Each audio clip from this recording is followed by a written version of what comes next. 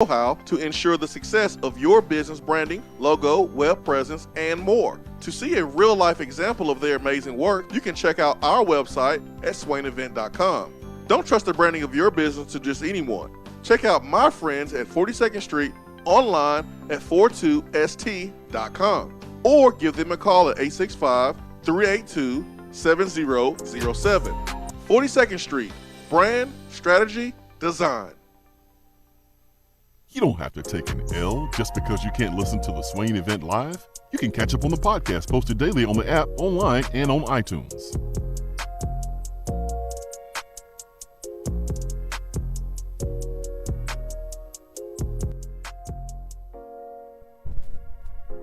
Swain Event, SwainEvent.com, fueled by Dead End Barbecue, top 100 barbecue restaurant in America. Live at Beatty Chevrolet, Parkside Drive. Over 150 new and used vehicles for you to choose from that are in stock. Never pay over MSRP for new vehicles here. Beatty Chevrolet will trade for anything and will buy your vehicle just outright. Hey, bring it in, walk away with a check. Lifetime warranty on most new and pre-owned vehicles. BeattyChevrolet.com. Let's get to the phones, back to the phones, the Iris Networks hotline. 90 days, no payment for business internet. Let's get to Nathan. Nathan, good morning. Hey, morning. How y'all doing, boys? Man, good, man. It's a great, great, great morning to be a Tennessee Vol. It is.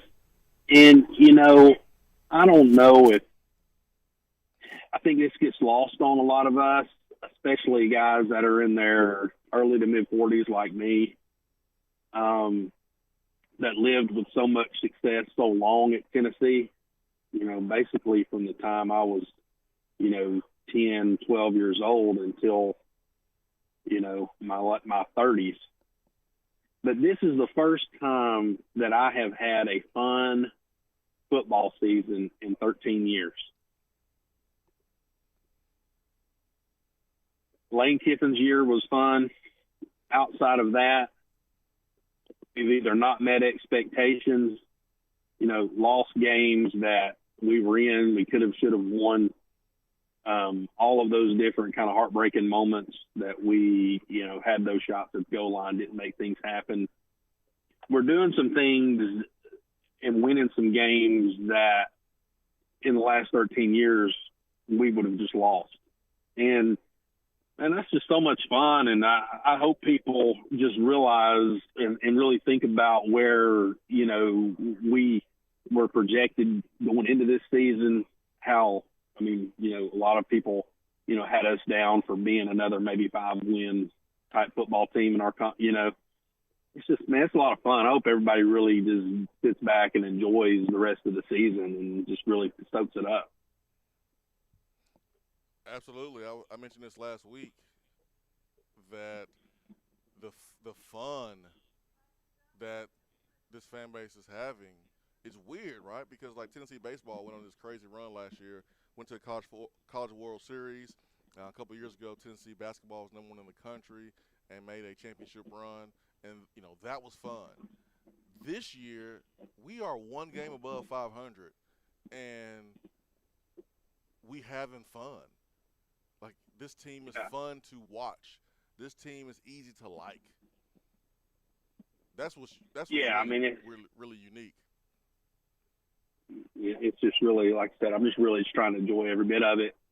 As far as the defense goes, and I know there's been some questions about that. Obviously, people are putting some points on us, and things are happening there. But when we do get the opportunity to get our guys in there and build our depth up, hopefully we have linebackers that are designed for this scheme that can, do what needs to be done. A defensive line that has enough rotation to be able to really make an impact and our guys not be so tired on every single play. But, that first and 24 that they kind of bailed themselves out on and we helped them out. I looked at it. I thought maybe that it was just going to be because, the offense has such a advantage at that point in the game when our guys are so tired reading and reacting that maybe, the guy just made a play. But I don't know if we were just out of position on that or what. But I think some of that does have to come into it at that point in the game. their offense just has such an advantage because the defense is trying to react to them, and they're so tired at that point. So, thanks, guys. Let's listen to you from there. Hey, thank you so much for the phone call. Really good points by you. Yeah, it's just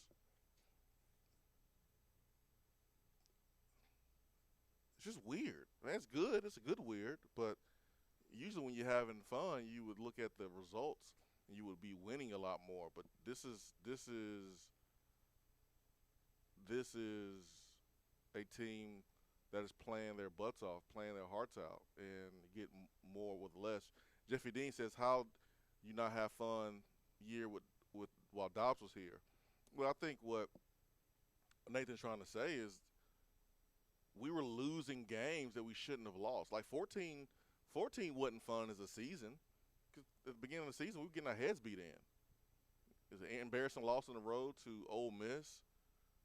I mean, and you had all the corniness from the coach, and you were losing. And we understood you were going to take some lumps in his second season, but that wasn't fun. Now the South Carolina game when Dobbs came in, it got fun then, but that was more than halfway through the season. And then in 15 wasn't fun. 15 wasn't fun, losing the way we were losing to teams that we were better than and doing less with more.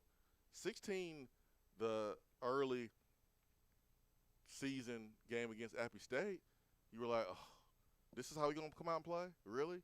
First game of the season, and we look like we don't want to be here? A nail-biter to Appy State?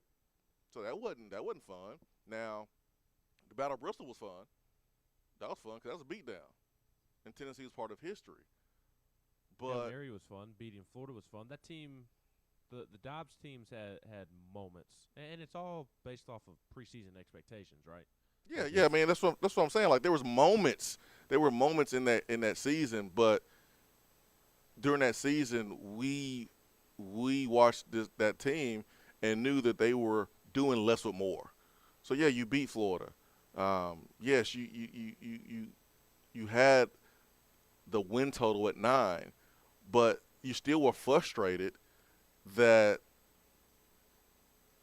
the coaching staff did not get more out of the players that we had. This coaching staff, we see, and we've seen it from game 1, that the coaches are getting more than what they have. And these players are playing their butts off. That's the difference for me. I understand where Nathan's coming from. I do understand how fun it was to watch Josh Dobbs do his thing. And it wasn't like he was selfish. It wasn't like he was, the issue, because he wasn't. He was the reason why Tennessee had a chance to win every game, that we played in 15 and 16, to be honest. But I understand where Nathan's coming from. I understand completely. 865-200-5503. Craig is next. Craig, good morning. Craig dropped off, Oh. so Craig, give us a call back if need be. Okay, cool. D. Cody says, I want to put a public service announcement up.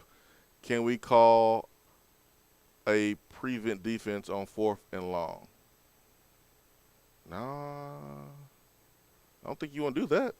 Well, they did call a prevent defense. They had 4 or 5 guys at the sticks, at the marker, and that's what allowed I guess it was the running back to be wide open out of the backfield on the wheel route. Yeah, you don't want that. The prevent's what got us in trouble. So Dave Toner made a comment earlier about Walter Nolan, and Walter Nolan did commit to Texas A&M. Guys, the recruitment is not over. It's not over. To me, it means nothing until he signs. This recruitment has been, for me, it's been annoying, to be honest, but it has been a up and down,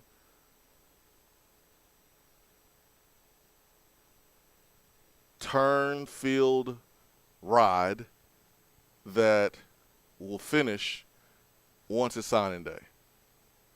There's a lot of things that I personally don't prefer from that recruitment, but I'm different, right? He's still a good player. Tennessee should still want him.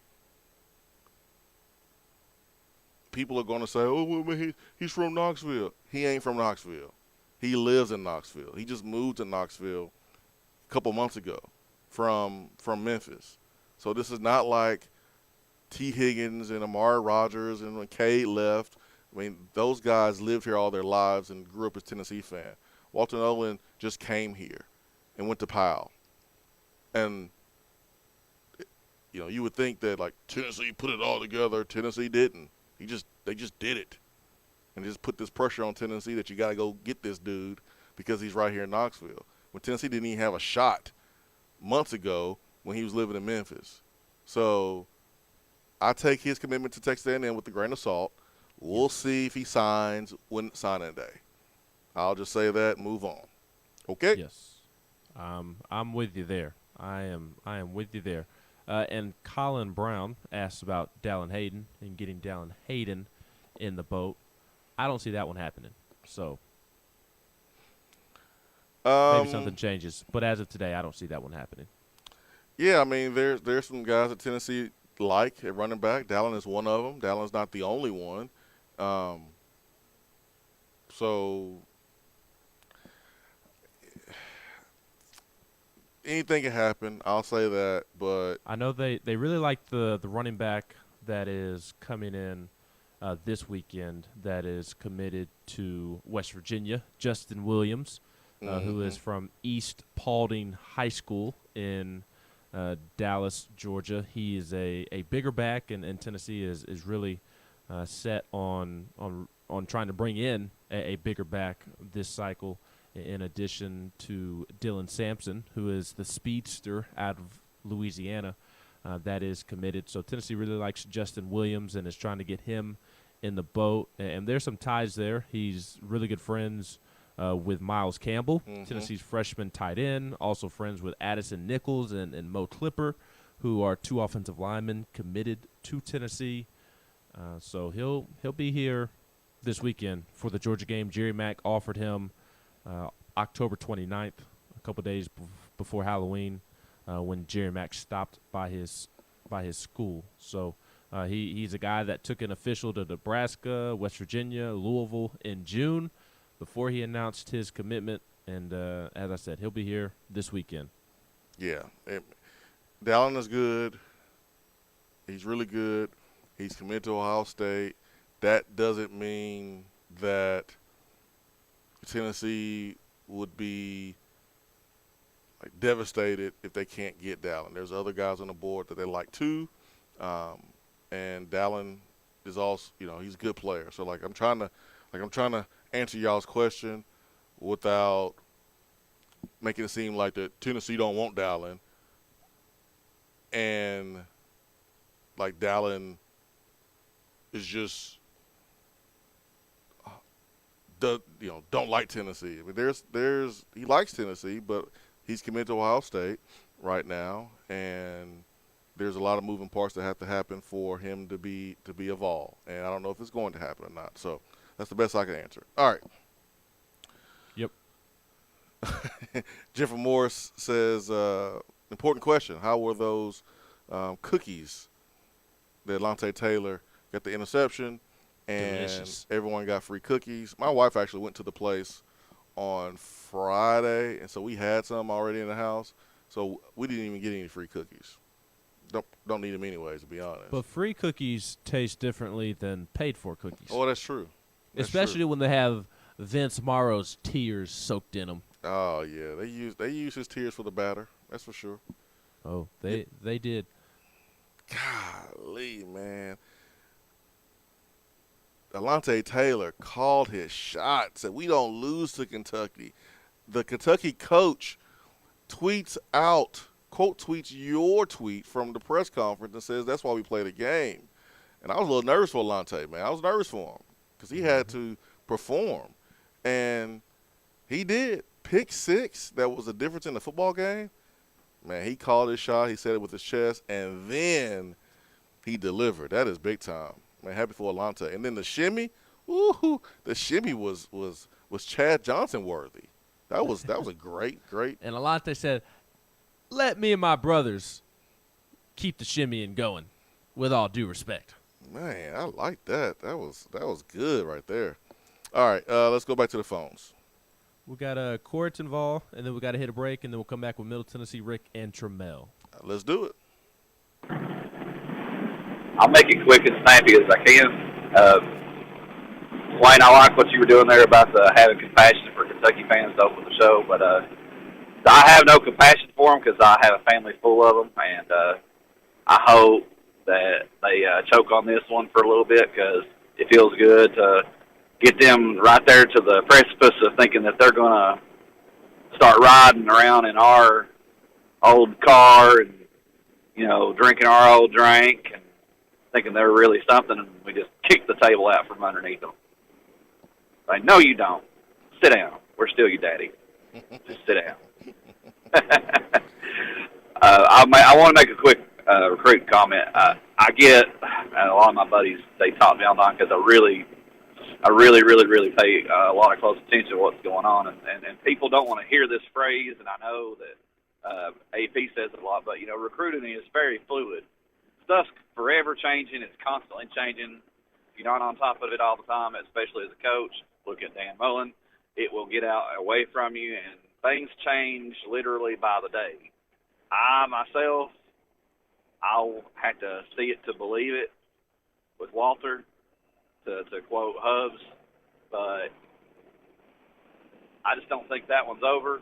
I think we're going to swing at literally any big name, any big prospect. We're going to start swinging because now we have momentum. We're winning games. We're having fun. We're putting up points on the board. Guys are getting coached up. Guys are having fun. The culture is good. I mean, the birds are chirping. The sun's shining. Man, it's just great to be at Tennessee ball this morning. I'll let you guys get to break. I appreciate the show. I love y'all. See you. Hey, thank you. I mean, I want Tennessee to bring in, a Dallin Hayden. I want a Hayden to be rocking the Tennessee orange. I want that. I want the 4 stars and the 5 stars. I want that. I want all that. But I want Tennessee to go out and get players that are going to play well in this system, championship level players. And it doesn't have to be a legacy. It's ideal, but just go give me some dudes. That's all I care about. Go give me some dudes. Go give me some players. That's what I'm in for. Just give me the players. Just go get better. 865-255-03. We'll take a quick timeout. Live at Bay Chevrolet Parkside Drive. Stay with us. Be right back.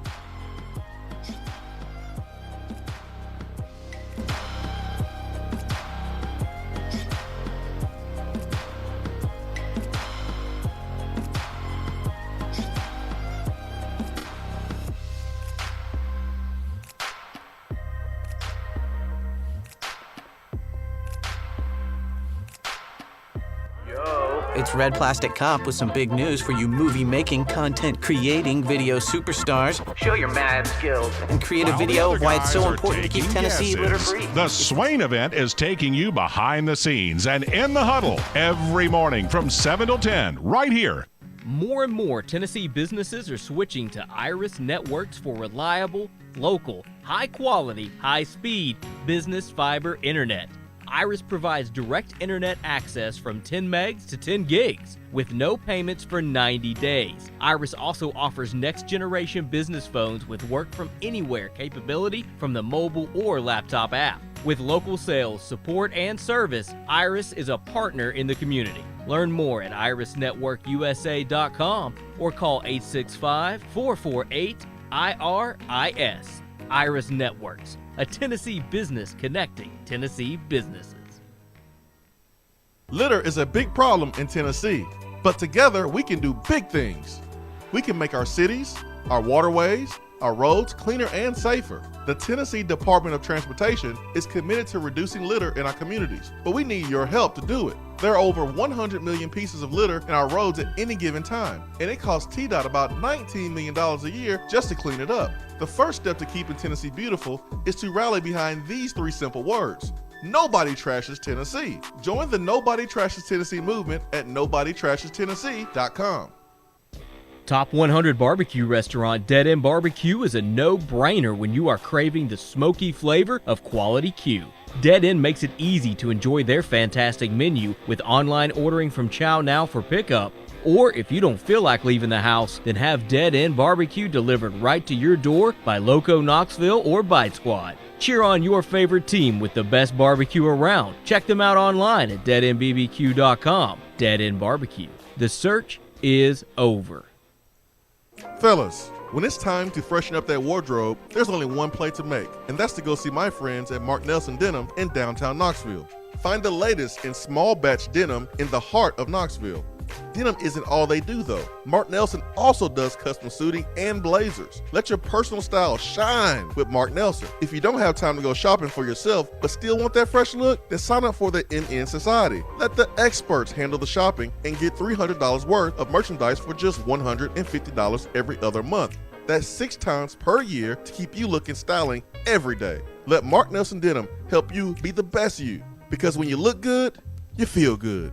Go to marknelsondenim.com. Hey there, Swain Event listeners. I'm excited to share my new Keller Williams Realty app so you can tour homes without leaving yours. Not only can you search for homes in specific areas and neighborhoods, you can also have access to real-time market snapshots on stats like average home price and days on market, plus commute times from your office, school zones, and much more. Download my app today and get the most accurate information on buying, selling, and investing in real estate in your area. Just search for the Keller Williams Realty app and click on More in the lower right-hand corner. Type in Jennifer Morris in the Your Agent search bar, then save and you're set. And as always, feel free to reach out at 865-257-7897 or email me at jennifermorris865@gmail.com. It's Red Plastic Cop with some big news for you movie-making, content-creating video superstars. Show your mad skills. And create a video of why it's so important to keep Tennessee litter-free.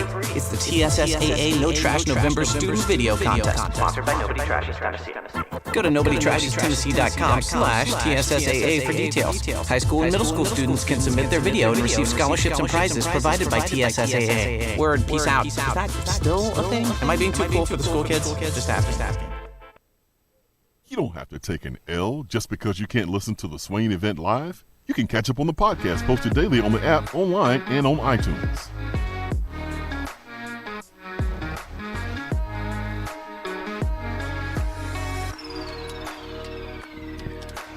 Swain Event, SwainEvent.com, fueled by Dead End Barbecue, top 100 barbecue restaurant in America.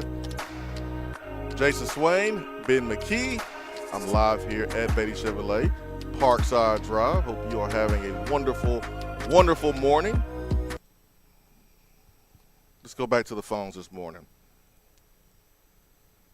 Looks like we have Middle Tennessee Rick and then Tremel. Rick, good morning.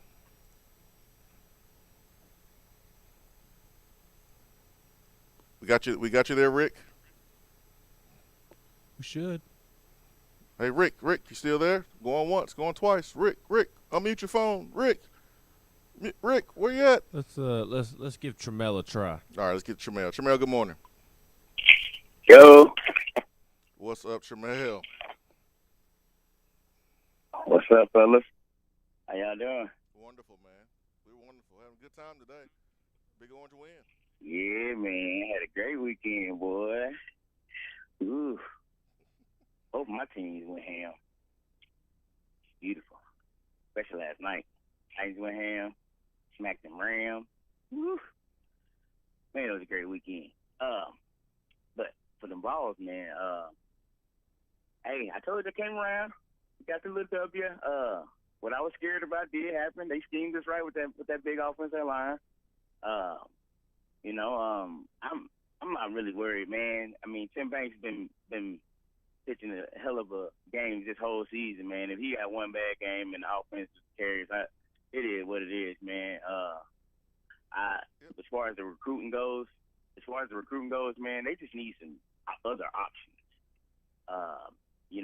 Just get some more guys in here, man. I know we want Walter Nolan, but we can get 2 cats in here that's, ballers that can, rotate in and out and can do some of the things he could do. Yes, we need a player like that, but it like I said, if they get some options in here, man, with the coaching. These, like you were saying before, Ben, these guys can coach, man. And I know we've said this before, but you can kind of see it. Like it's not a big moment for them anytime, And Piper seemed so chill on the sideline too. It's just like, you see on most of these coaches, especially Stoops, they look on the sideline, they look panicky and whatnot. You really don't see Hyper like that, man. He look like he's like he about to be behind the center, about to take a snap almost. Like, you know what I'm saying? I don't know. He just kind of got that mentality. I just can't wait for these guys get some other guys in here, man, to kind of help along. And if we just have some other options to go to, I think we're gonna be all right, man, for the long haul, man. I'm excited. I'm excited for the rest of the season. And like they were saying, those times, like he was saying, I agree with him, because those times when against those Dobbs years, man, those were stressful years. Like, we went in those games not knowing that we was gonna win, even though we were favoring it, in those games and stuff like that, man. So I can relate to that, man. You know what I'm saying? Because I'm having a lot of fun this year, man. Even in that game when it was just kind of going back and forth and the defense was giving up all them points, I was having fun through that whole game. You know what I'm saying? It was just fun, man, and I can't wait to see what the future brings, man. Go Big Orange. I hope everybody enjoy their Monday. Hey, thank you. Thank you, Tramel. Appreciate your phone call there. 865-255-03. Let's try to get Rick in here. Rick, good morning. Good morning, guys. Hey, Rick. Good morning. I don't know what happened a while ago, but somehow we got lost. But hey, I just read something. I don't know. You guys may have already talked about it, but I just saw where Florida fired their defensive coordinator and their offensive line coach. Yes, sir. Yeah, we will get to that around the SEC's coming up. I'm sorry. Didn't want to bust it for y'all. It's okay. You can bring it up anytime you want to. I just saw it and just started listening to you just about 30 minutes ago. Didn't know. A couple of points I wanted to make was defensively, that's what I expected before the season started. Exactly. Me too. That was my biggest concern, and they've surprised me all year long. Yes, we give up a lot of up-the-middle quarterback runs, but that's what I expected before the season started. Mm-hmm. Yep. And the other thing is, when I was sitting there watching the game, I told my wife, I'm not used to this. I said, we're scoring at will, so I'm not as nervous because I know when we get the ball, we can score. We might not can stop them, but it worked out. We got the dub, and that's the thing. That's what matters, right? But yeah, I was impressed. I'm impressed with our coaching staff, and you don't know if you guys saw where at the end of the game. Well, at the end of the game, you have Martinez and Heupel hugged, and you could tell it was sincere. That they were really, I guess he was happy for Heupel getting that first big win on the road like that in the SEC. For sure. I'm just glad that he didn't fall to a knee like Butch Jones did against Georgia. That he's happy, but don't show that you're too happy, because we got bigger teams and more important teams and bigger programs to beat moving forward. But enjoy the win. It was a good win against a ranked opponent, and we said it before the season that this would be Tennessee's opportunity to get a signature win. As much as people didn't want to admit it, because it was Kentucky. Kentucky was going to be a ranked team. Kentucky was going to be a team that on paper was better than Tennessee. We look at depth and how they've been able to retain players. They were going to be a better football team on paper. It just worked out that last week, when we played the game, that Tennessee was playing better than Kentucky. And so this is a big-time win for Josh Heupel. Butch Jones had a signature win in his first year against South Carolina, and now Josh Heupel is able to have a signature win his first year versus ranked opponent that he can use to recruit and sell momentum being built. Momentum is being built, and so that is very, very important as he's trying to maneuver and navigate in his first year of recruiting. I mean, this is why coaches don't understand how coaching in the SEC is a different animal, because it's the recruiting that you have to do 365 days a week, 24 hours a day.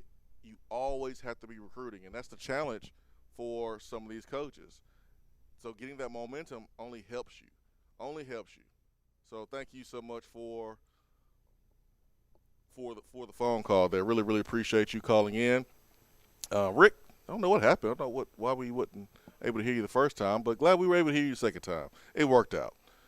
Ben, who else do we have here? Let me check and see who we got. Oh, we got Neil Mafia. Neil Mafia, good morning. Sir. Morning, guys. Good morning. Swain, I was proud to be a coal miner's daughter. Got my cheeks clapped by Hendon Hooker in Butcher Holler.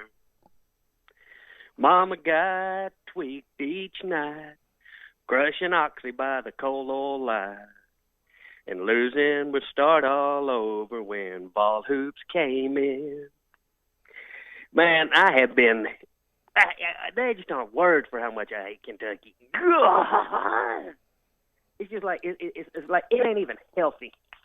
How much I was. The only thing that got me through it was I was listening to your Volcast, and it was great to see somebody suffering and struggling and celebrating as much as I was. Swain, that was some entertaining TV. Well, I appreciate it, man. That's not how I like to watch the football game, man. I like to watch the football game and just chill and rewind. I don't like watching the game like that. But man, when you watch them with your boys, with your friends, who are also VFLs and got skin in the game, hey, that's what you see. That's what happened. So no, it was fun, and I'm glad you got a chance to see it, man. It was funny because Wade was about a half play behind us, and so he would react after we reacted. And that was hilarious. Oh, I could tell because you done started yelling cookies and just completely abandoned your chair and was gone completely out of camera. And Wade's looking around like, wait, what? What am I missing? Cookies. Cookies. Oh man, that's fun. Quick, just to follow up on the game. Do you think? Okay. Number one, Kentucky has a pretty good running back, and they do have a really good wide receiver, and they really do have a good offensive line. If you've got those three things, you're going to stay competitive in a lot of games, doing exactly what they did. The time of possession was one of the greatest misnomers in history. In this particular game. But the thing is, it was just the third down conversions. And what I wanted to ask you for Kentucky, and what I wanted to ask you is, sometimes you just have a hot streak. And sometimes you kind of play a little bit above your head. And I think Kentucky is like 14 out of 17 on third down. Some of that's luck. You just don't do that. And you just don't do it usually. And you particularly just don't do it against the defense that up until now had done fairly well. So I wanted to ask you, do you think it was more a case of, everything did come together and Kentucky just had a great night and slightly played above their heads on third down? Or if you noticed a couple of, like schematic things that could have been done different? Because, let's be honest, we were going to score all night at will. And if we get just a couple of third down stops, particularly in the first half, that game's out of reach. I mean, them being able to convert on third down all night was the only thing that kept them in that game. So do you think it was just they were on a little bit of a hot streak, or it was something schematic, or a little bit of both? Thanks, guys.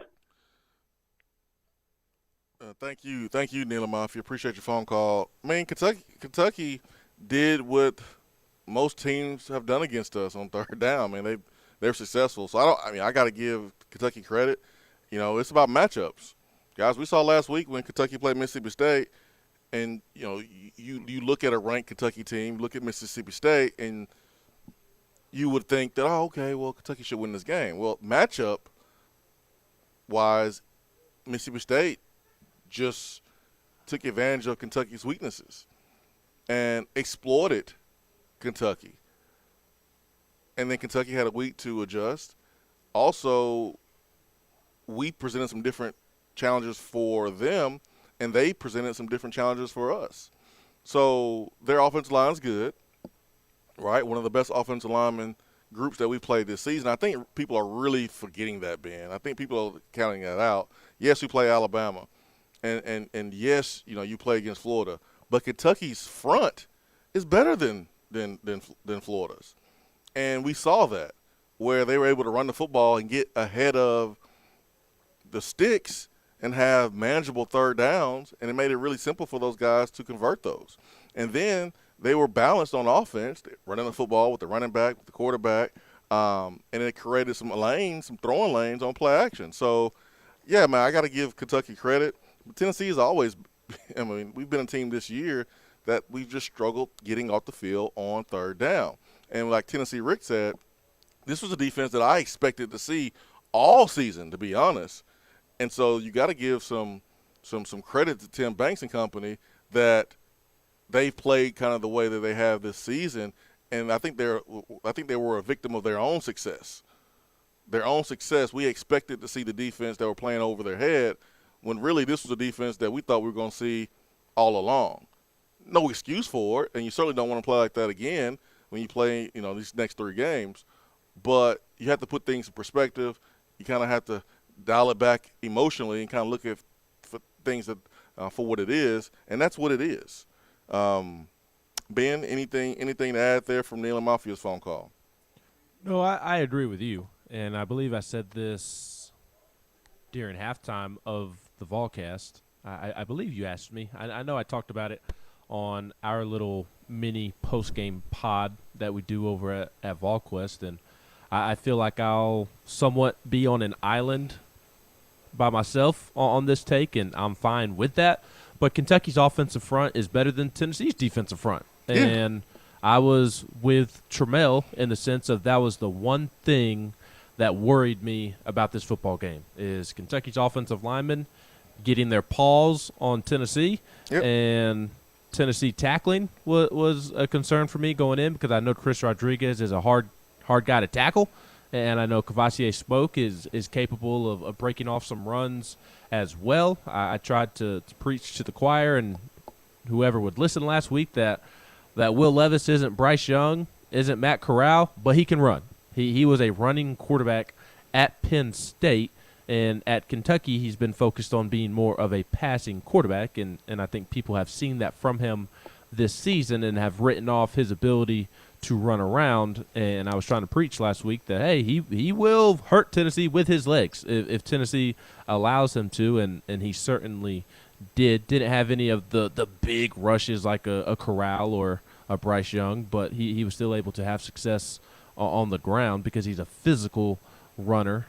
And I just, at the end of the day, to sum it up nice and short, Kentucky's offensive front is better than Tennessee's defensive front, and because of the play of Tennessee's defense exceeding expectations this season and Tennessee having some success the last month or so in some games that maybe we didn't anticipate Tennessee having success in, we've forgotten that it's still a Tennessee defense that lacks depth and talent, mm-hmm. and that showed up on Saturday.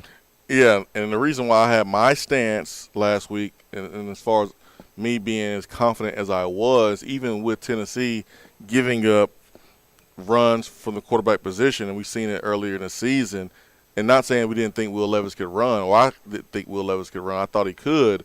I just didn't think he was as dynamic as Corral or Bryce Young. And now I gave those two quarterbacks more credit as a passer, and Will Levis has not shown all season long that I should be worried about him as a passer and being a true dual threat. Well, Saturday he had his best game. And that's why they had an opportunity to win and probably should have won, because you got 72 yards from him on the ground, and then you got 372 yards from his arm.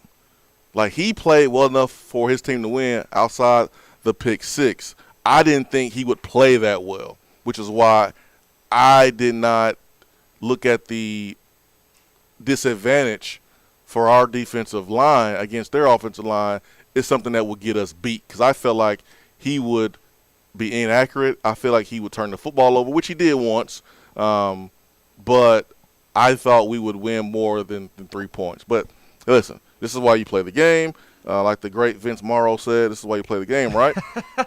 I did say I didn't think Tennessee would get completely dominated like it did. I thought Kentucky would.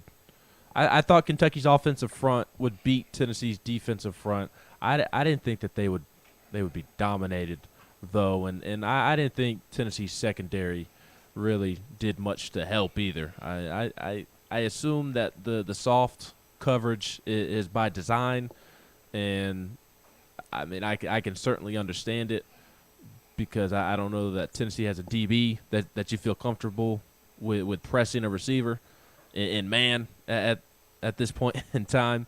But that soft zone is hurting Tennessee, and it hurt Tennessee on Saturday.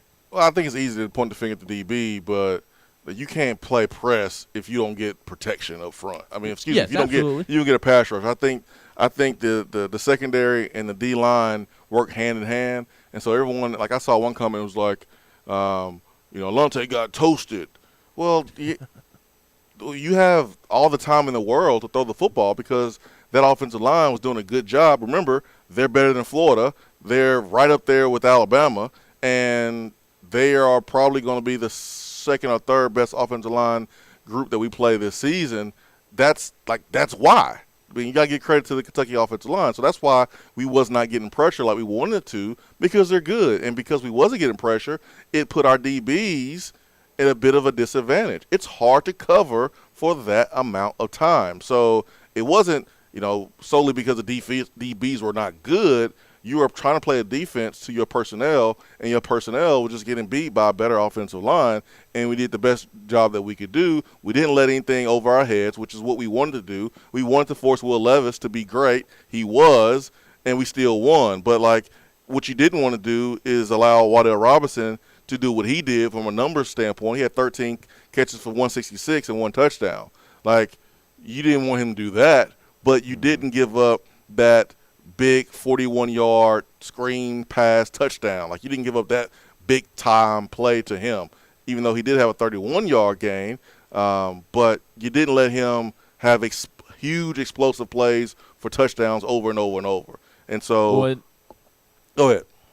Well, I was just going to add what was frustrating to me about Kentucky's passing game and Tennessee's lack of success against it was not the Wan'Dale Robinson like you're pointing out, Swain, but it was the Josh Ali catches and the Isaiah Cummings catches and these other random receivers who haven't had a ton of success all season. All of a sudden, they're running wide open in the secondary and having success against Tennessee. That's what was frustrating to me. Yeah. Josh Ali had 7 catches for 74 yards. Cummings had 4 catches for 75 yards. So, I mean, this is what happens. He had a touchdown too, right? Yeah. This is what happens when you don't have a pass rush, man. Yeah. I mean, it was all three levels. The no pass, very little pass rush. Now, they did step up in the fourth quarter and generate a pass rush. Those 2 Byron Young sacks on that one possession and 2 within 3 plays. I mean, that was absolutely critical.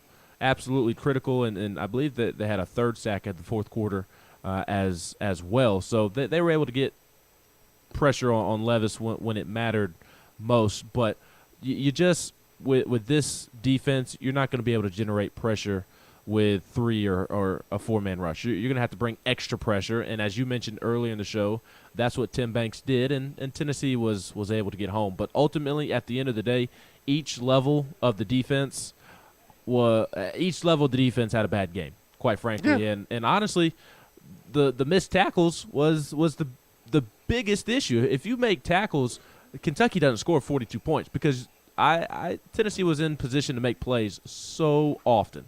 Nearly all the time Tennessee was in position to make a tackle, and Chris Rodriguez is either tackled in the backfield or tackled at the line of scrimmage or just a yard or 2 downfield.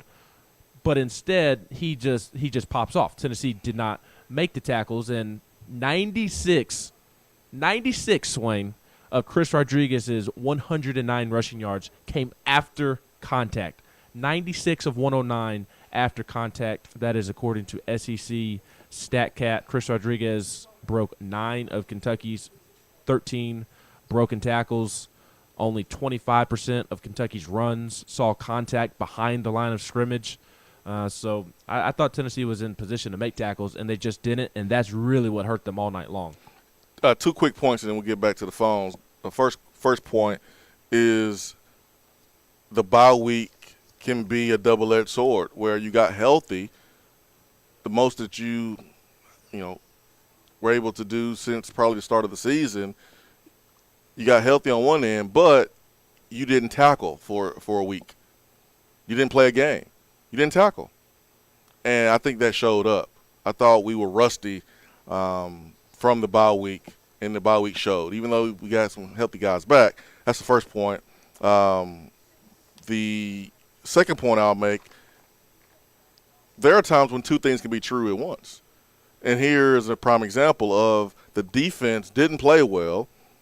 All levels didn't play well. Can't point the finger at just one level. All levels didn't play well. But plays that need to be made at the right time, the defense made them. The pick six, Alontae Taylor, and the pressure and sacks from Brian Young, he made them. So that doesn't absolve the bad play for the entirety of the football game. It does point to, all right, we made the play when the play needed to be made.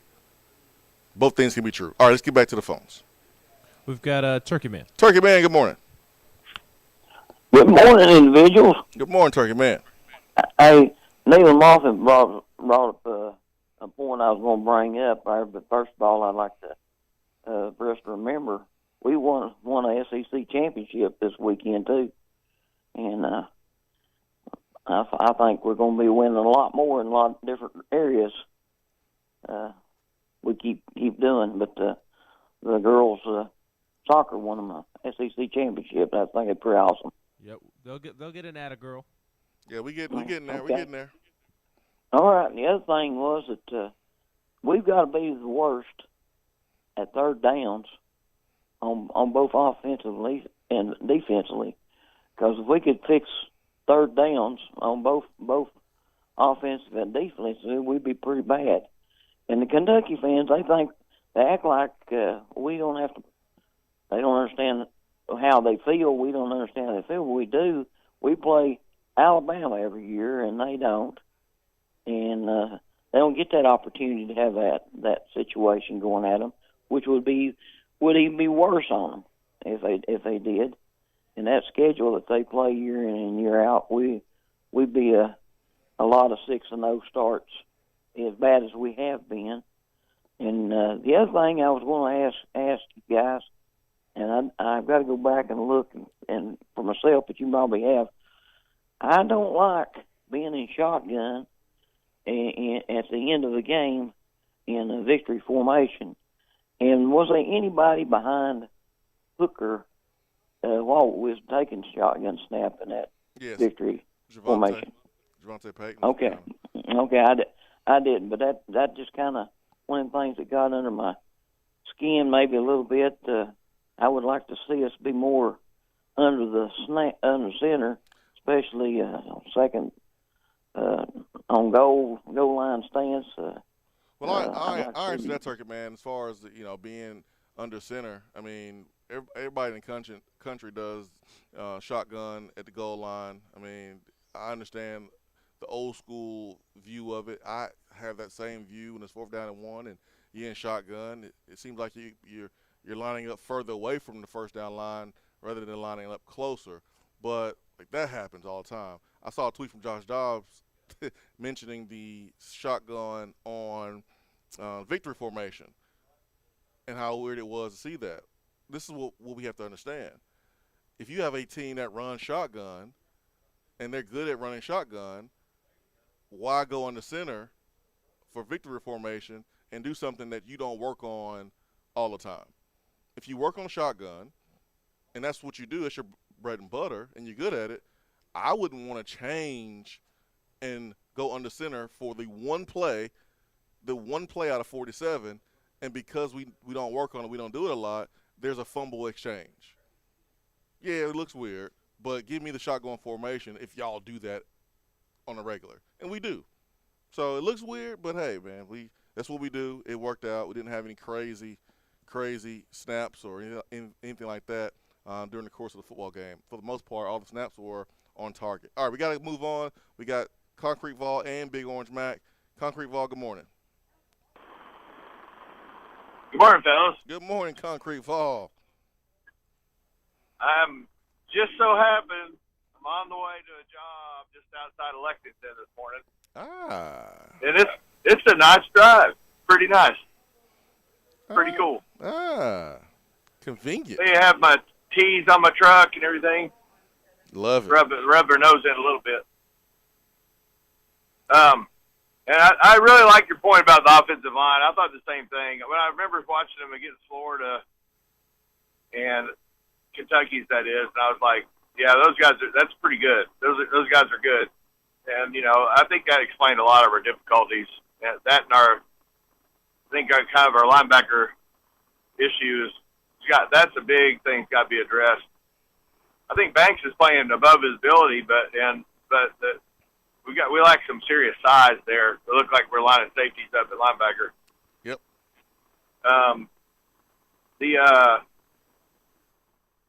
A couple quick points. One thing I wanted to share with you guys is everybody's kind of hitting a lot of the same things. I think we all saw the same thing at the game. But about my viewing experience, I was up at East Coast Wings. Shout out to them in Kingsport, and where I was sitting there watching two TVs on the wall, and the table next to us came over and asked, "Hey, do you care if we turn this one?" Got a couple of Florida fans here, but they didn't have anything on, any Florida gear, but they were like, "Do you care if we turn on the Florida game?" And I don't think they knew what was going on. I checked my phone, and it was halftime. It was 30-10, and I'm like, "Oh yeah, turn that crap on." So I got to sit there and watch Florida get beat down while Tennessee wins. That was optimum viewing right there. That was awesome. There may have been a little gator chopping going on. That's hilarious. As Mullen looked like he was a lost little puppy there on the sideline. Yeah, and we gonna bring that up here and around the SEC. But man, it's been a rocky road for Florida since they played Alabama and played us. They are our front-running football team, and they're proving it right now. Everything is falling apart down in Gainesville. So, man, big thanks for the phone call, Concrete Vol. It was good to see you a couple weeks ago. I think that was the Ole Miss game. Yeah, it was the Ole Miss game. I saw you before the game. So it's good to see you, Concrete Vol. Thanks for the phone call, my friend. Let's go to Big Orange Mac. Mac, good morning. Oh, the sun shines bright on my old Kentucky home. Weep no more, my lady. Good morning, Jay Swizzle. Good morning, Benjamin, on this great Victory Monday morning. Man, you sound like the song director at a church. That was good right there. That was amazing. As amazing as the vibes after a win this morning, and as amazing as the vibes will be tomorrow when I celebrate another win. Oh, man. We'll see about that. We'll see. Man, I'm so proud of this football team. I just can't, man, what a heck of a job they've done with just taking with what we got and making it work. And I imagine what we can get, get some recruits in here, get some young men in here, we can sub, we can get them a breather, get them a blow. Man, I just whatever they doing, keep doing it. And the defense, I'm frustrated with the defense too, but the defense has played above the head all year long. I think the defense, defensively, they played above the head. It was just one of those games, it was like a one of those old Pac-12 games where it was going to be 110 to 109. I mean, oh well, we got the dub. Yep. I'm happy. Yep. I'm living life, baby, and I ain't have to hear none of my kinfolks mouth across the state line this year. So, hey, it is what it is. I'm enjoying it. Everybody have a great Monday. Let's go get them dogs. Thank you for the phone call, Mac. Good to hear from you. And like during the game, If you watch Volcast, you would have been able to see. Like, I was not happy at the defense, but Tennessee won. Tennessee's defense made the play when it mattered to seal the deal.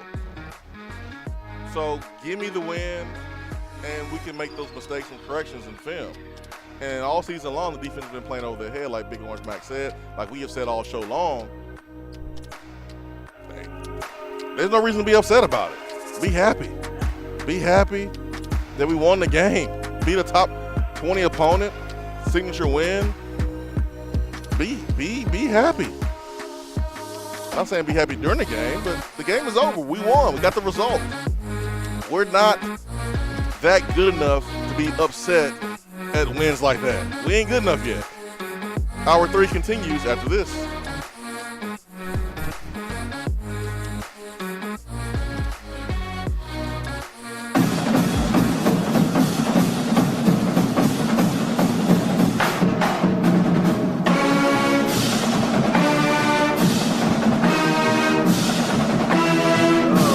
Red Plastic Cop with some big news for your movie-making, content-creating video superstars. Show your mad skills. Creative video, why it's so important to keep Tennessee litter-free. It's the TSSAA No Trash November Student Video Contest. Sponsored by Nobody Trashes. You know your numbers?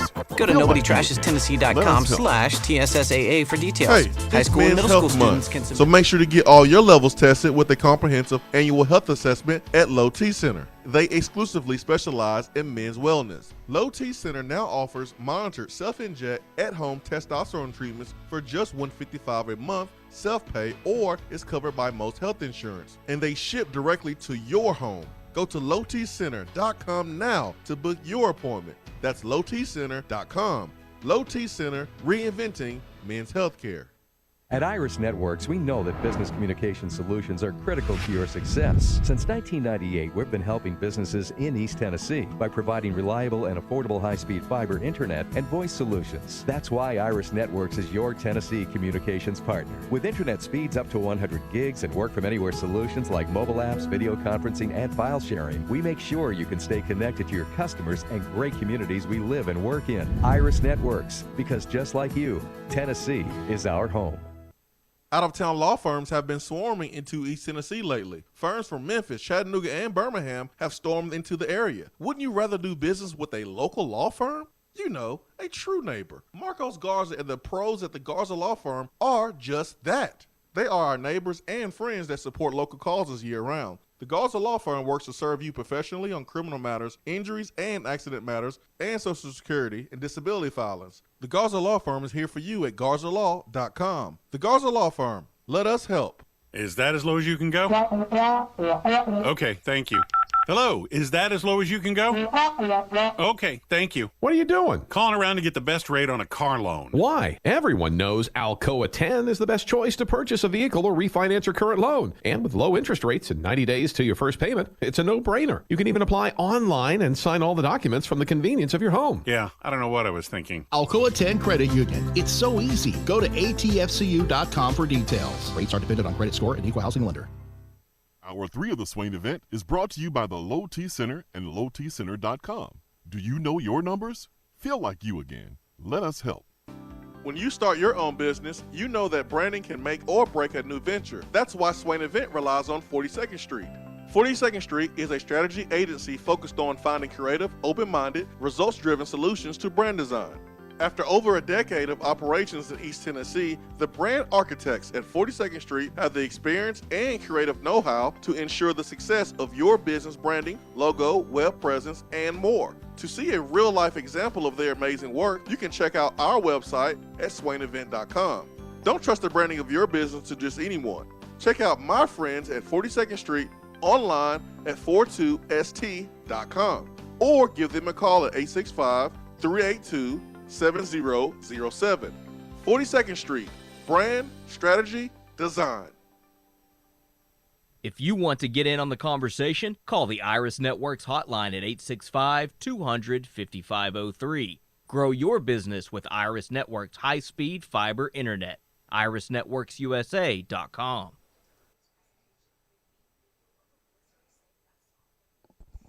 Swain Event, SwainEvent.com, fueled by Dead End Barbecue, live here at Betty Chevrolet Parkside Drive.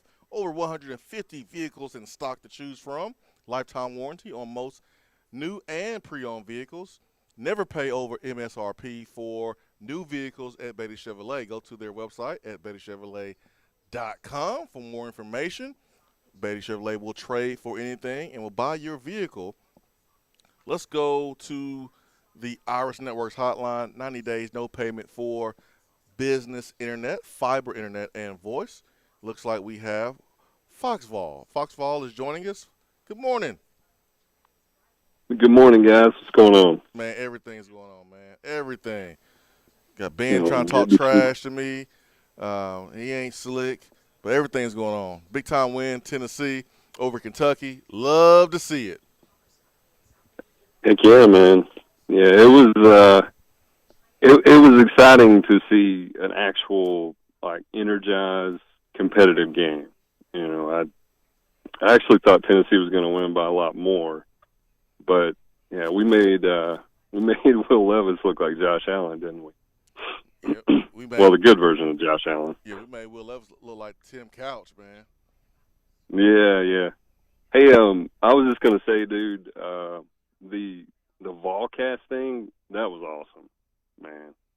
I'm sitting there watching that, and I couldn't figure out what was better. Was the exchange between you and Jonathan Wade? you kept getting on to him about his janky internet, and that or the cookie celebration, man, that was pretty good. We got cookies, man. Everybody got cookies. Yeah, all I saw was I was expecting oh, Big Six. All I heard was cookies.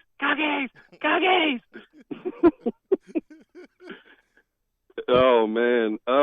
No, one thing I wanted to bring up, and I don't know if it's ever been talked about, and this may be something they already do, but as we were watching the beginning of Volcast, I was even telling my wife I think it was Gerard Parrish. Yes. He got on there talking about, how his personal life, his family, and everything, and then, Jonathan Wade was really emphasizing the fact that he's a doctor, he's a pharmacist. He's like, no, man, that's important, that's great, and it is. Yep. And I didn't know that. Yep. And I was there watching that thinking, I'm sure you've seen it, but that show that NFL Films does, A Football Life. Yep. You know, okay, so I know what you're talking about. Have you seen the one with Calvin Johnson? Not the one with Calvin Johnson. Even though I can't wait to see how he retires early from the Detroit Lions. I love the details of that. Oh, dude, it was one thing that I got out of watching that was an appreciation. And I've always appreciated you and all the VFLs and how you guys have sacrificed and yeah, you may not be doing it in that moment exactly for the fans, but we get to benefit from your sacrifice, from everything that you give to the game and pursuing your dreams. We benefit from that. And I was watching that special about Calvin Johnson. One thing that I really took from it was just the sacrifice he had to make. I mean, they were interviewing his wife, and she said there were times when you could hear him walking down the hallway. He couldn't even lift his feet. He was in so much pain. And then that weekend, he would go play a game. Yep. And he would ball out. And I was like, holy cow, man, the things that these athletes go through, it blew my mind. And one thing I wish would happen, if it doesn't already, we have one of the best production crews in the country with VFL Films. Why not have them, do spots and specials on some of the former players, do something similar to that. I mean, I don't know, you could call it like the Vol Walk or something, because it would illustrate your walk of life, and there is a Vol Walk, but I would love to see that, man. I was there watching that, just thinking, man, that's really cool that we get a behind the scenes look at some of you guys and seeing the camaraderie. I think it builds an even bigger connection between the fan base and the players. So if it's not something they do already, I would love to see something like that. I'm with you, Vol. I'm with you, Fox Vol. Man, thank you so much for the call and joining us on Volcast. This is what we get caught up in as fans, especially fans of college teams. We get caught up in the guys that go play at the NFL level, and the Alvin Kamaras and the Marquez Callaways and the Juwan Jennings and the Josh Dobbs and the Derek Barnetts and Darrell Taylor. Like we get caught up in those guys because they're going to help us get other players, right? They're going to help us in recruiting. They're going to help represent the University of Tennessee when they are, on the introduction of the lineups on Monday Night Football or Sunday Night Football. Guys like Gerard Parrish, they don't get highlighted because he's not in the league. But he should be. Like, he should be highlighted because Gerard Parrish is a freaking doctor who came in like the rest of us, had a goal of playing at the next level, starting, and he learned quickly that wasn't going to be his path. He was going to be a special teams player, and he had an education that was paid for, an opportunity to connect with people that was going to change the trajectory of his life. And Gerard Parrish took advantage of that. He got hurt. I think he had surgery. And it was some fluke stuff of how he got hurt. And Gerard, from that moment, just knew, all right, let me go take advantage of my opportunities. And he did that. He went to pharmacy school in Memphis. So he moved out there, handled his business, met his wife in pharmacy school. So both of them are pharmacists. And he has a beautiful family, son, and he's expecting another kid soon. So that should be highlighted. That deserves a documentary. That deserves some attention. And you saw in Volcast how proud Jonathan Wade, myself, are of him. I mean, Wade played the pros. Wade, third-round pick. Wade touched millions. And Wade was over here, like, mesmerized at the fact that Gerard Parrish was a doctor. Think about that. You got a dude who played at the next level, multiple teams, multiple years, and he over here is like, wow, man, let me get an autograph from Gerard Parrish. But I like the phone call, Fox Vol, and I agree with you. Okay, let's go back to the phone. Let's get to Volstorm. Volstorm, good morning. Back to the coal mines, Kentucky fans. Back to the coal mines. Turn my volume down. God. I love it. I love the enthusiasm. Nothing like getting all excited, having a top 25 team just to watch them get beat down by Tennessee again. And yeah, I'm gonna call it a beat down. You lost. I mean, you lost to a team with 70 players on scholarship. You lost to a team that had 30 players hit the transfer portal last year. You lost to a team with a coach making his first year debut inside of the SEC. You lost to a team where the quarterback couldn't get it done where he was and was, had to leave and transfer. I mean, this is a team you lost to, Kentucky. So yeah. Yeah. You should feel bad. And of course, at the time I was mad, but I'm so glad they converted that fourth down just so we could stop them, because I didn't want to have to hear all the Kentucky fans complaining about their coach being an idiot and getting a penalty. Yep, because the call, the missed face mask, and his 15-yard penalty had nothing to do with them losing the game. Nope. Yep, glad it happened. Swain, I truly love the Volcast. Anybody that didn't tune in, they really missed out. But you did such a good job in collecting money for Children's Hospital. Can we start up a collection for Jay Wade's internet? Yeah, we might have to do that, man. He might have to do that. I don't know what internet provider he has or where he was. I have no clue on that. And I don't know if Flowcast. Yeah, I don't know if if he had cable or not. But yeah, it was funny just watching him react about 10 seconds after the play. someone called him the blank of Vol class, and that blank would be a media member here in Knoxville that's pretty late on their information when they report. And I was like, dang, that's cold. Yeah, the best exchange had to be, you would react, and then Wade would tell you to shut up and quit reacting, and then finally you were just like, too damn bad. Especially if it's a receiver making a play. Oh, yeah. No, that really was a lot of fun. I really appreciate you doing that. For sure. Hey, guys, before I go, how many old ladies at McDonald's is Matt Jones going to yell at this week? See you, boys!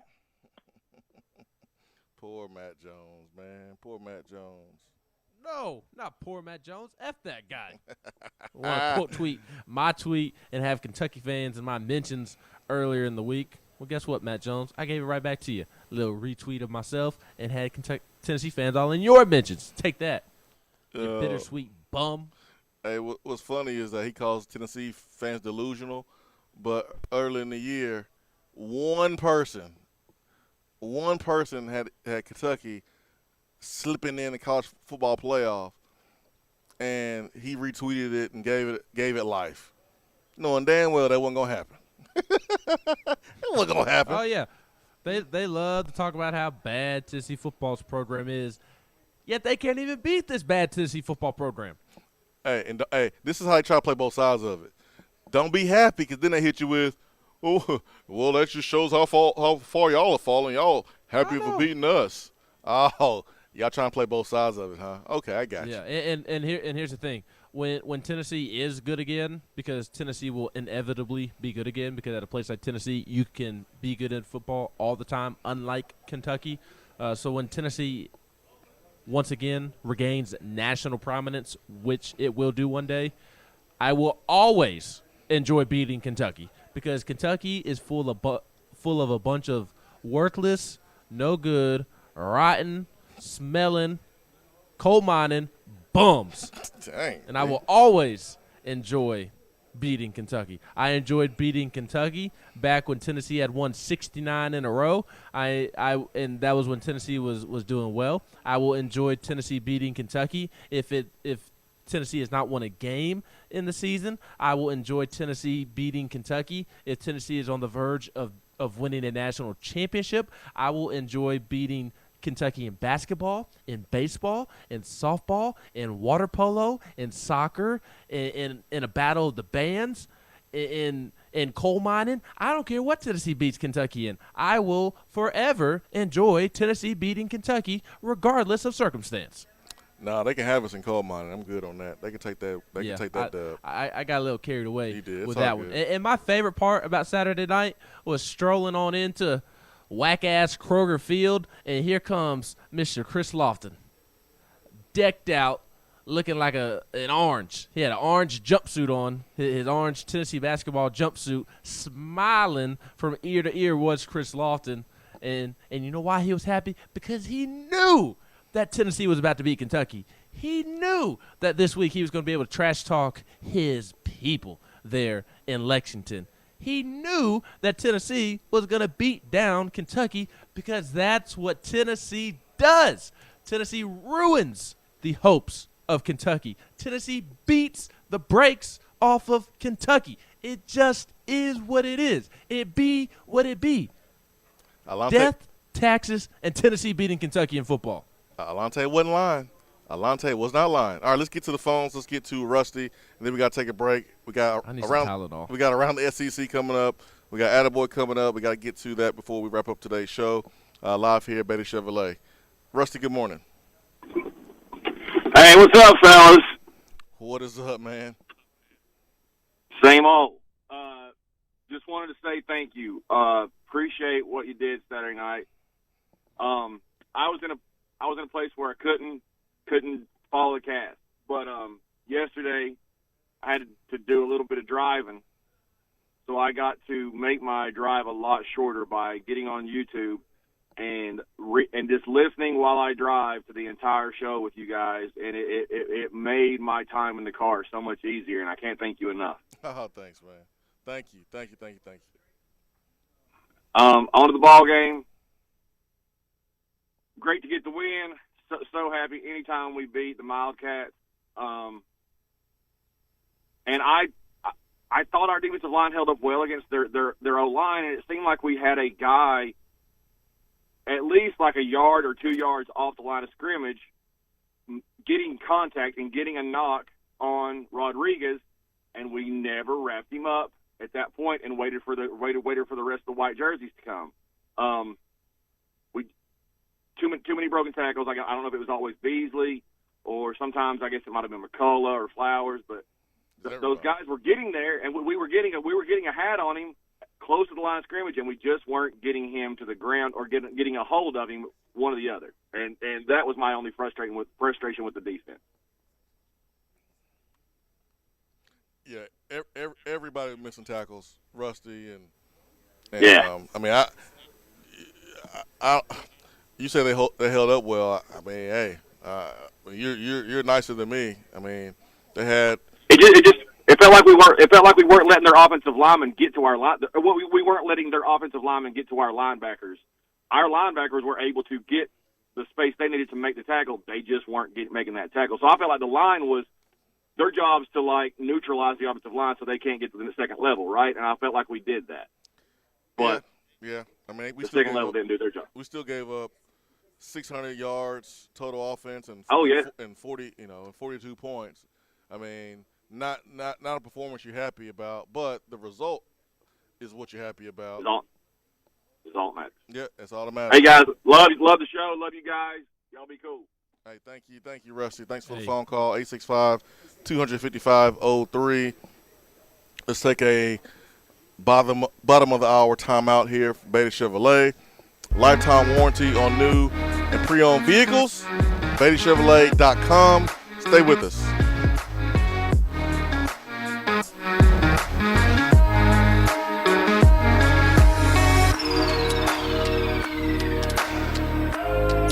I'm Vince Moore, wide receiver, VFL 1991, and you're listening to the Swain Event. When you start your own business, you know that branding can make or break a new venture. That's why Swain Event relies on 42nd Street. 42nd Street is a strategy agency focused on finding creative, open-minded, results-driven solutions to brand design. After over a decade of operations in East Tennessee, the brand architects at 42nd Street have the experience and creative know-how to ensure the success of your business branding, logo, web presence, and more. To see a real-life example of their amazing work, you can check out our website at swainevent.com. Don't trust the branding of your business to just anyone. Check out my friends at 42nd Street online at 42st.com or give them a call at 865-382-7007. 42nd Street, brand, strategy, design. Fellas, when it's time to freshen up that wardrobe, there's only one play to make, and that's to go see my friends at Mark Nelson Denim in downtown Knoxville. Find the latest in small batch denim in the heart of Knoxville. Denim isn't all they do though. Mark Nelson also does custom suiting and blazers. Let your personal style shine with Mark Nelson. If you don't have time to go shopping for yourself but still want that fresh look, then sign up for the NN Society. Let the experts handle the shopping and get $300 worth of merchandise for just $150 every other month. That's 6 times per year to keep you looking styling every day. Let Mark Nelson Denim help you be the best you, because when you look good, you feel good. Go to marknelsondenim.com. At Iris Networks, we know that business communication solutions are critical to your success. Since 1998, we've been helping businesses in East Tennessee by providing reliable and affordable high-speed fiber internet and voice solutions. That's why Iris Networks is your Tennessee communications partner. With internet speeds up to 100 gigs and work from anywhere solutions like mobile apps, video conferencing, and file sharing, we make sure you can stay connected to your customers and great communities we live and work in. Iris Networks, because just like you, Tennessee is our home. Out-of-town law firms have been swarming into East Tennessee lately. Firms from Memphis, Chattanooga, and Birmingham have stormed into the area. Wouldn't you rather do business with a local law firm? You know, a true neighbor. Marcos Garza and the pros at the Garza Law Firm are just that. They are our neighbors and friends that support local causes year-round. The Garza Law Firm works to serve you professionally on criminal matters, injuries and accident matters, and Social Security and disability filings. The Garza Law Firm is here for you at garzalaw.com. The Garza Law Firm. Let us help. We're here with Dr. Michael Carlson of Tennessee Regenerative Sports Medicine to discuss PRP, platelet-rich plasma. If you have orthopedic injuries such as shoulder pain, knee pain, Achilles tendonitis, or tennis elbow, you should give them a call. Good to be back, Jason. We specialize in non-surgical orthopedics, so we treat damaged tendons, ligaments, and joints, including rotator cuff injuries, knee injuries, and elbow and foot problems by using ultrasound-guided injections with PRP. And this form of treatment helps stimulate the body's own reparative process and assist in the healing of damaged tissue. Doc, what makes your training different than others? I've been practicing in Knoxville for over 26 years, and I'm certified in interventional regenerative orthopedic medicine through the American Academy of Orthopedic Medicine.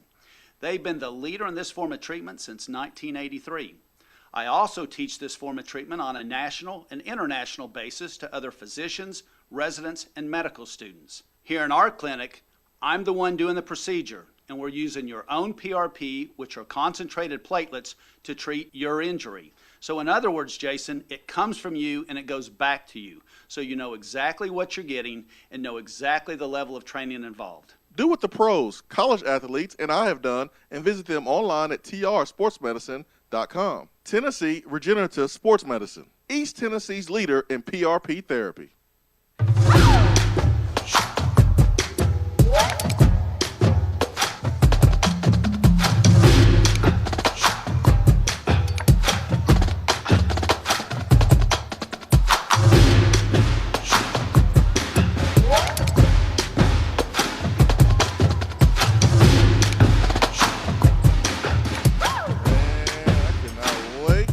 Segment right here, Ben.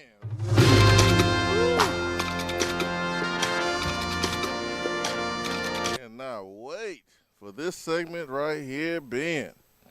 It is time for Around the SEC this morning. And Ben, give it to us straight, no chaser. Give us what we need this morning. What you got? We've got a couple of SEC football scores to discuss. Georgia took care of business against Missouri, 43-6, whatever. Ole Miss spoiled Hugh Freeze's return to Oxford, 27-14. That Liberty offense with Malik Willis did very little. Malik Willis threw 3 interceptions. I did not understand the Auburn and Bo Nix hype last week, and it played out in my favor as Texas A&M beat Auburn 20-3. Arkansas upset number 17 Mississippi State 31-28 because Mississippi State could not kick field goals. Alabama barely, disgracefully beat LSU 20-14. I am still stunned that LSU had three opportunities in the fourth quarter on the road in Tuscaloosa at Bryant-Denny Stadium to win that football game and could not pull it off. I am just amazed by that Alabama score. And Alabama sure does not look like a national champion at this moment in time. We'll see if they can get it figured out. And the game of the day, South Carolina beats down. Doesn't beat Florida. Beats down Florida. 40-17. 40-17. South Carolina beat Florida. I am still just absolutely stunned. Not only stunned that South Carolina beat Florida, but beat them 40-17. And now, in the wake of the loss, a pitiful, embarrassing loss for Florida and Dan Mullen. Dan Mullen has fired defensive coordinator Todd Grantham and offensive line coach John Hevesy.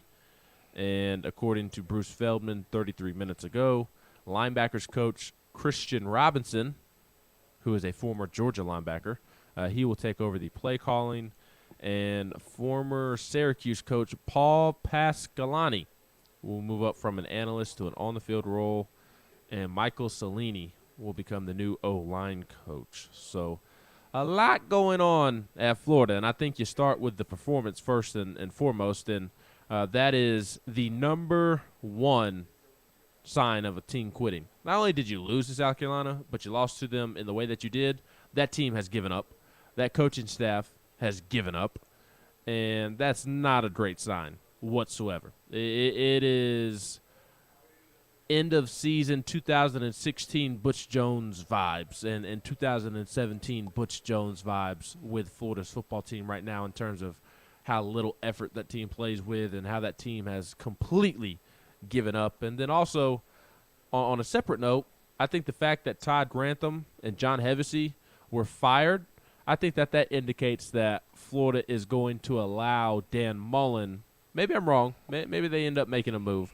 But I think that this is a sign that they're going to allow Dan Mullen an opportunity to fix his mistakes. What say you, Swain? Well, his buyout is enormous. So yes, $12 million. Yeah, and they owe him like $6 of it right off the bat. Yeah, so that's probably why we saw this move. Dan Mullen didn't have a choice. Dan Mullen has backed Todd Grantham for as long as he could, and he can't anymore. Gave up 40 points. That Florida team did, and last time I checked, Dan Mullen is in control of the offense, and the offense couldn't bust a grape in a fruit fight on Saturday. Last time I checked. But you ain't going to fire yourself, right? So you got to fire somebody. You got to blame somebody. You got to throw somebody else under the bus, and that was the case there at Florida. And that's why Florida is a front-running team. Even though they have had success against us, two things can be true. They've beaten us because they've beaten us at the beginning of the season, and they also lost at the middle and end of the season when things don't go their way. They're a front-running team. They don't finish. It's good when things are great. Everybody's happy. Everyone is smiling. They play hard. But a little bit of adversity, man, they'll fold up and go home. And that's what they have done so far this season. That is today's Around the SEC. I have a question. Yes. Going back to the Georgia game. So I don't really know how to bring this up. This is going to be an awkward conversation for some of y'all. But Blooper, the Braves mascot, was in attendance and celebrating the Georgia win and was in a Georgia jersey and said on Twitter, going to be tough to beat UGA's vibe when he was invited by Big Al, Alabama's mascot. Big Al hit him with that "you up" tweet at 1:11 a.m. on Saturday night, and Blooper responded saying, "If you trying to invite me to y'all's next game, I'm up. Gonna be tough to beat UGA's vibe though." So I'm just curious. You ain't right, Ben. You Brave Vols. I mean, your mascot is openly rooting for the Georgia Bulldogs. I mean, again, I talked about this last week. I know nobody brings people better together than the Braves. Brings people together better than the Braves. I know that. We talked about it last week. All the Bama Brave fans and Vol Brave fans and Bulldog Brave fans and Kentucky Brave fans and Florida Brave fans, Mississippi Brave fans, the Carolina Brave fans. So, I mean, just a little weird. You ain't right. Instigating. Funny, though. Really funny. The official. It's Red Plastic Cup with some big news for you movie-making, content-creating video superstars. Show your mad skills. Create a video of why it's so important to keep Tennessee litter-free. It's the TSSAA No Trash November Student Video Contest. Sponsored by Nobody Trashes Tennessee. Go to NobodyTrashesTennessee.com/TSSAA for details. High school and middle school students can submit their video and receive scholarships and prizes provided by TSSAA. Word, peace out. Is that still a thing? Am I being too cool for the school kids? Just asking. And their scholarships. You ain't right, Ben. Always starts. Let's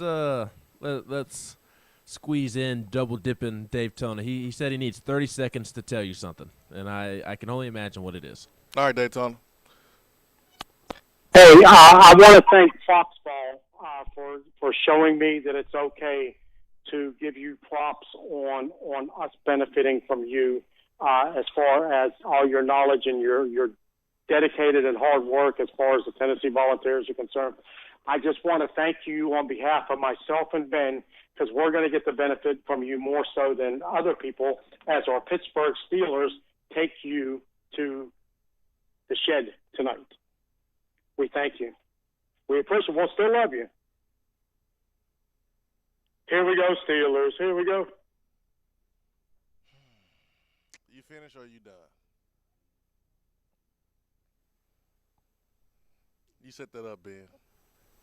You set that up. No, he called back about 30 minutes ago. Been sitting there waiting patiently to get that off his chest. Whatever. We'll see. I'm not expecting to win. Better not lose, y'all. Y'all better not lose. That's all I'm saying. I'm not expecting to win either. Better not lose. Yeah, we better not lose. Daytona, I'm telling you, you better not lose. Or you ain't going to want to listen to the show tomorrow. Steelers are going to lose, I guarantee you. Steelers are capable of beating anybody in the NFL and losing to anybody in the NFL. Yeah, you going if the Bears win, you going to hate me tomorrow, Daytona. So, just saying. You better win. You should win. You better win. All right, 865-255-03 is our telephone number. Let's get to Vol Nation on that telephone number, who is very happy with his NFL team after the Titans beat down the L.A. Rams last night. Let's do it. Vol Nation, good morning. Good morning, man. How y'all doing? Man, wonderful, wonderful, wonderful. Yeah, it has been a great weekend, man. Sitting up there watching Tennessee battle against Kentucky and pull that out was amazing. And then, of course, watching my Titans, they were like, now that you lost Derrick Henry, what y'all going to do as the Titans? How you going to finish the season? And listening to Tannehill and all of them, they just said, well, we're not going to change our identity. We go out there and get some more guys, plug and play, and keep going. That's right. And this gives them an opportunity also to kind of, maybe exercise some other things that they typically wouldn't do because they did have Derrick Henry. And what you saw last night was the defense step up and make some plays, shutting the Rams down and winning a different way. Putting a few points on the board, but the defense really stepping up and doing their job. So that was excellent to see, man. And so right now you're looking at us at 7-2, and we are officially the best team in the AFC, period. That's just how it is.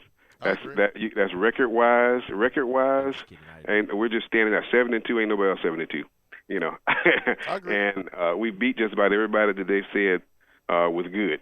The Bills and all, everybody keep talking about. I was listening to a show on ESPN earlier. They were like, we have to congratulate the Titans for what they've done. But then they sit there and say, and this other guy was like, but wait till we get to the playoffs. And I'm like, all you got to do is look at right now. Right now they're playing great football. And you don't know how they're going to look, 7-8 games from now. And then Derrick Henry comes back before the playoffs start.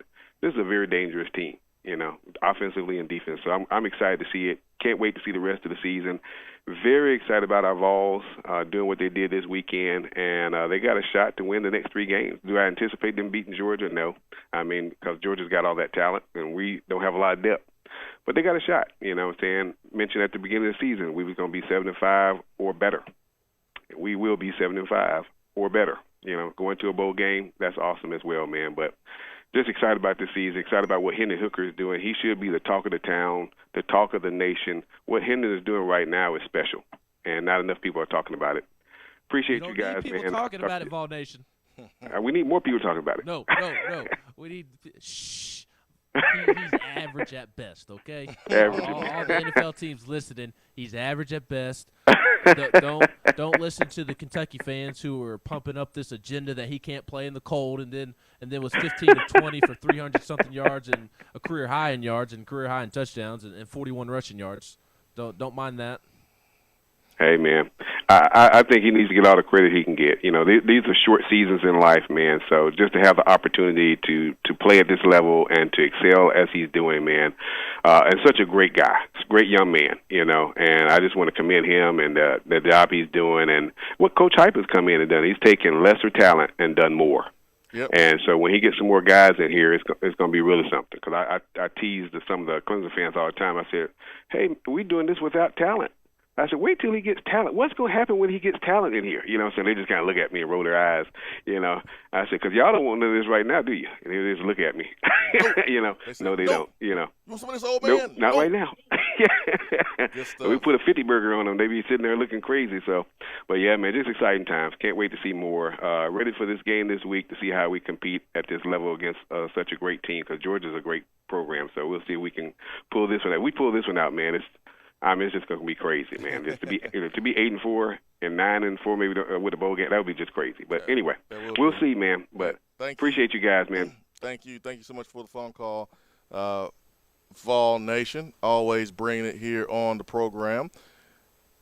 Low T Center is offering convenience with their monitored self-inject at-home testosterone treatments for only $155 a month for self-pay, or is covered by most health insurance. They ship directly to you.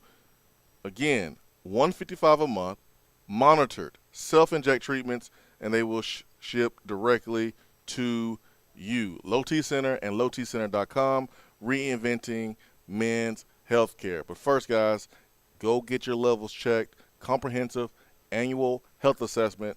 Get those numbers. And then from there, everything is handled from the Low T Center to get you back on track, feeling like you are supposed to feel, like you used to feel. lowtcenter.com. Let's get to Triple OG Jamie. Triple O, good morning. Good morning. What's up? You mean they ship it to you? They ship it to you, brother. They ship it to you. Oh, that's awesome, man. Going back into jail, that ain't we? Oh, man. Oh, what a glorious time. What a glorious time to be a Tennessee Volunteer fan. Oh, to ruin the month of November for Kentucky again. Oh, it feels so good, Swain. Oh, to talk ish to my cousins, knocking them out of the top 25, too. Oh, it feels so good to just be able to yap to them and be able to be like, for the, you know, because, you know, they was talking a whole lot last year, right? We beat you in Knoxville. So when they said that last year, you know what I played them, Swain? What you play? I played them a certain album. What's I played them Purple Rain. And had it on repeat. It's like, so you mean to tell me it took you from the time that Purple Rain came out until now for you to Knoxville? And just say it got quiet, right? And even my brother who's a Bammer, and they all was like, Jamie, you are just truly the pettiest member of this family. I was like, even at a loss, I'm petty. I said, now for y'all to talk, I mean, considering now in this year, I was like, so 34 out of the last 37 years, we've been your daddy. We're your daddy. We own you. You know, we beat you in everything other than kissing your cousins and coal mining. That's the only two things we don't beat you in. And we don't want to beat you in those things. No, you can have that. You have your purpose. You can have that. Yeah, I was like, you can have those. I said, you can kiss all your cousins. You can have all your three ways with your blow up dolls and your cousins you want in coal mining. That you can have, and you can have the horse race. I said, you got the horse racing. I said, the only good thing about you is that's the state where Muhammad Ali was born. Other than that, I ain't got no use for Kentucky. And Chris Lofton. I said, and Chris Lofton. I said, and anybody who came to Tennessee, right? If you came to the University of Tennessee from Kentucky, you are part of us. You live there, you're from there, but you're one of us. Right? Right. Yeah. So if you're from there, but you come here, you're still one of us. It's just that you're up there, but you're one of us. Triple O, did you see the NFL team that picked up its first win of the season this weekend? Yeah. Who? It wasn't us. It had y'all involved. Bye week picked up its first win and improved to 1-8 on the season with a 27-24 win over the now 0-9 Detroit Lions. Yeah, you know, that's okay. But just a reminder, you know, since both of y'all are playing tomorrow, keep in mind it's all fair.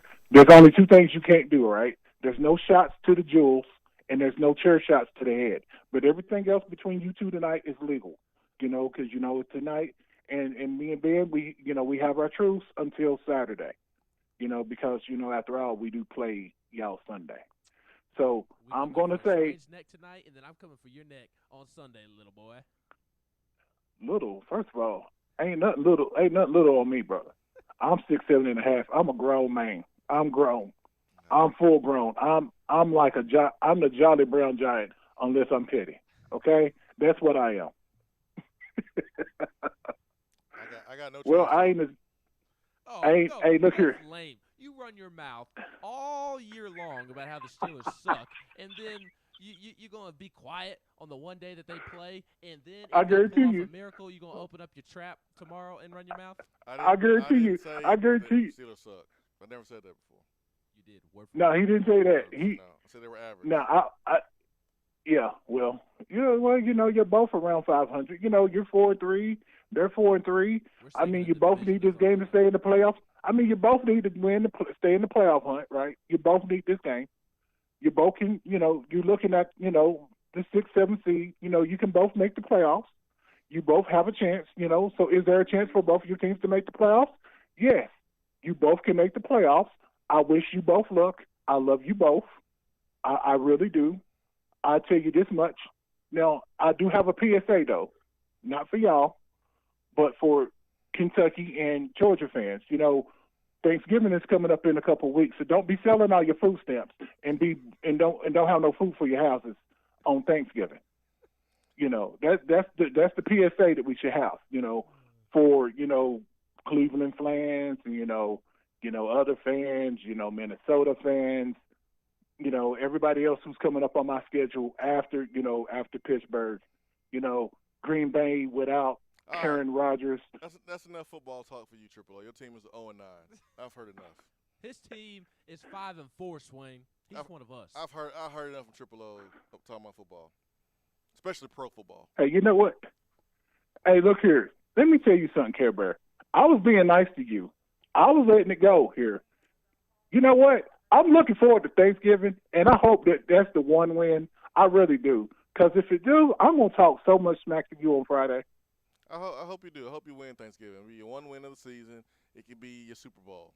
Congratulations, Triple O. It would never be my Super Bowl, because my Super Bowl will be when we actually make the Super Bowl, the place that we've never been. No. Your Super Bowl is Thanksgiving. Not because it'll be 6 wins less than your expectation that would make you happy? Yeah, Triple O. Well, no. I mean, what will make me finally happy, like I said, I just want one before I die. I mean, after all, if Tampa Bay can have 2, Chicago has 1. I just want 1, right? If I get 1, then I'm off the infamous list of being one of the 4 teams never to win a Super Bowl. Golly, man. That's a lot of pressure you put on the Lions. Woof. All right, Triple O.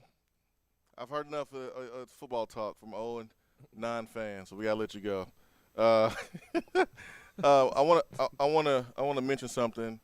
Okay, there it is. It came back to my mind. Triple O had me all confused and discombobulated talking about pro football. Okay, so after the game, our football players took pictures on Kentucky's logo. And this is a part of college football. This happens. You had 2 teams that talk trash, and there's so much on the line. It happens. I remember in 2003, when Georgia beat us, there were some guys on our logo, and that fueled us and motivated us. We played them at Georgia in 2004, and we clipped some hedges, which it might be illegal. I don't know. But anyways, we clipped some hedges. Harvey Updike style, but without the poison. We just cut them off. Updike. Yeah, I didn't clip them, though. But we clipped some hedges. And we had a flag as well. I think we planted our flag and did all that stuff. That's part of the game. It's not necessarily something that I engaged in. I didn't do it. But my teammates did it, and I support my teammates. I just didn't feel comfortable doing it. Saturday, our guys took a picture on UK's logo. Now, I don't know what happened last year, when we lost the way we lost in got beat down. Maybe Kentucky did something, and our players remembered that and wanted to kind of repay the Kentucky football team. But that's kind of part of it. I'm not the biggest fan of it, but like it happens, and it's whatever. So my honest opinion of stumping on a opposing team's logo or taking a picture or planting a flag. Like, I don't necessarily love it, but hey, it's part of it. Don't let the team win. You won't have to worry about it. So I wanted to make sure we cover that. Also, man, we got Attaboy that's brought to you by Iris Networks and Iris Networks USA.com here. 90 days, no payment for business internet. So we want to make sure that we get to Attaboy and highlight our positive things that occurred over the weekend. And I'll go first because I know you got the Tennessee theme, Attaboy, Attagirl. I'll throw up a layup for you. But I'm giving an Attaboy to Adrian Peterson of the Tennessee Titans because he became one of 12 players. Only 11 other players have had 125-plus touchdowns in their career.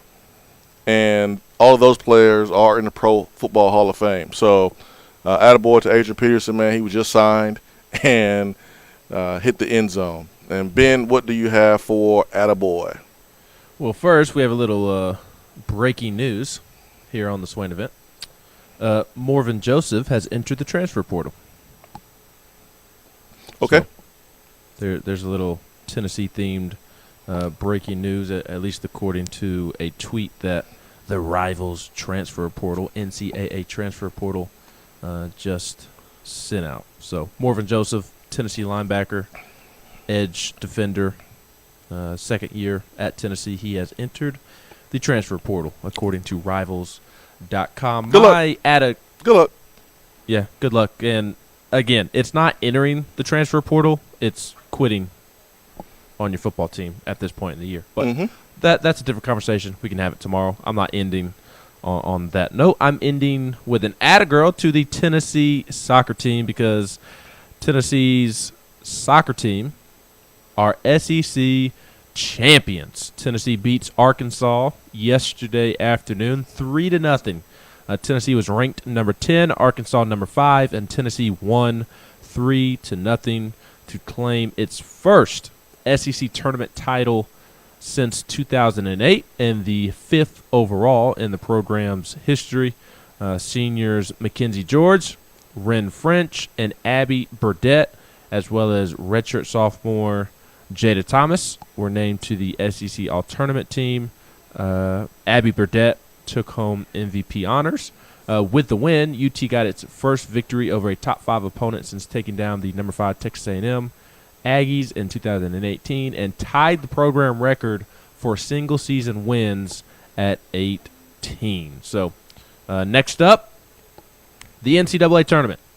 And Tennessee will find out today at 4:30 p.m. Eastern their draw for the NCAA D1 Women's Soccer Selection Show. So congratulations to Brian Pinsky, awesome head coach there for Tennessee soccer. And let's go win us a national championship. How about that, Swain? Let's do it. Let's do it. Let's do it. Let's do it. Love it, man. They dominated the SEC tournament, too. Tennessee soccer did. 11-4. They outscored their opponents over 3 matches in Orange Beach down at the SEC tournament. Outscored their opponents 11-4, and then now are 18-2 on the season. So, love to see it. Love to see it. And tomorrow, we would love for everyone to join us back here. 7 a.m. We'll be broadcasting live from the Low T Center studio. Over 150 vehicles here in stock at Beatty Chevrolet. Lifetime warranty on most new and pre-owned vehicles. Never pay over MSRP for new vehicles at Beatty Chevrolet. They will trade for anything. They will buy your vehicle. BeattyChevrolet.com. For Ben McKee, I'm Jason Swain. Thank you for making the Swain Event part of your morning. Swain Event, fueled by Dead End Barbecue. Peace and love. We are out. Have a wonderful day.